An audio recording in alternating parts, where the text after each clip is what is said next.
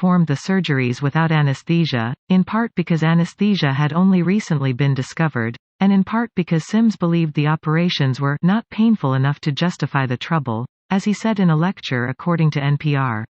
Arguments still rage as to whether Sims patients would have consented to the surgeries had they been entirely free to choose.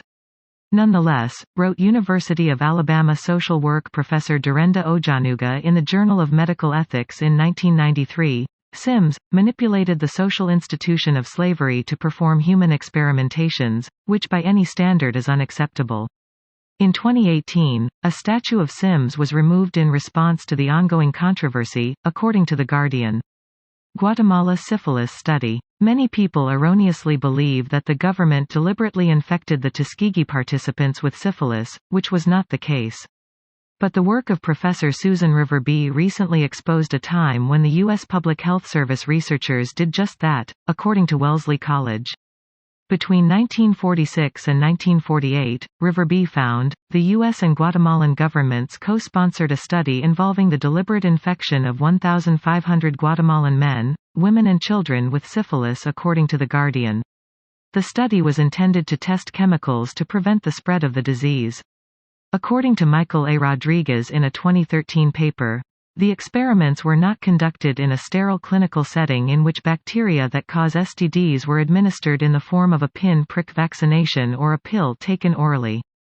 The researchers systematically and repeatedly violated profoundly vulnerable individuals, some in the saddest and most despairing states, and grievously aggravated their suffering.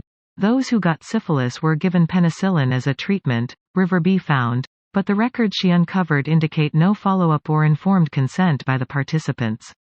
On October 1, 2010, Secretary of State Hillary Clinton and Health and Human Services Secretary Kathleen Sebelius issued a joint statement apologizing for the experiments, according to The Guardian. The Tuskegee study, the most famous lapse in medical ethics in the United States, lasted for 40 years. In 1932, according to the Centers for Disease Control and Prevention, the U.S. Public Health Service launched a study on the health effects of untreated syphilis in black men. The researchers tracked the progression of the disease in 399 black men in Alabama and also studied 201 healthy men, telling them they were being treated for bad blood. In fact, the men never got adequate treatment, even in 1947 when penicillin became the drug of choice to treat syphilis. It wasn't until a 1972 newspaper article exposed the study to the public eye that officials shut it down, according to the official Tuskegee site. The Stanford Prison Experiment. Philip Zimbardo, whose controversial Stanford Prison Experiment continues to generate interest. In 1971, Philip Zimbardo, now Professor Emeritus of Psychology at Stanford University, set out to test the nature of human nature, to answer questions such as, what happens when you put good people in evil situations? How he went about answering his human nature questions was and is thought by many to have been less than ethical. He set up a prison and paid college students to play guards and prisoners, who inevitably seemed to transform into abusive guards and hysterical prisoners. The 2-week experiment was shut down after just 6 days because things turned chaotic fast. In only a few days, our guards became sadistic and our prisoners became depressed and showed signs of extreme stress, Zimbardo stated, according to Times Higher Education. The guards, pretty much from the get-go, treated the prisoners awfully, humiliating them by stripping them naked and spraying their bodies with delousing chemicals and generally harassing and intimidating them, according to the Stanford Prison Experiment site.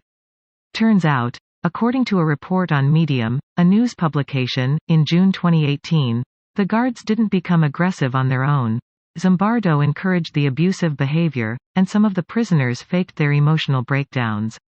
For instance, Douglas Corpy, a volunteer prisoner, said that he faked a meltdown to get released early so he could study for an exam.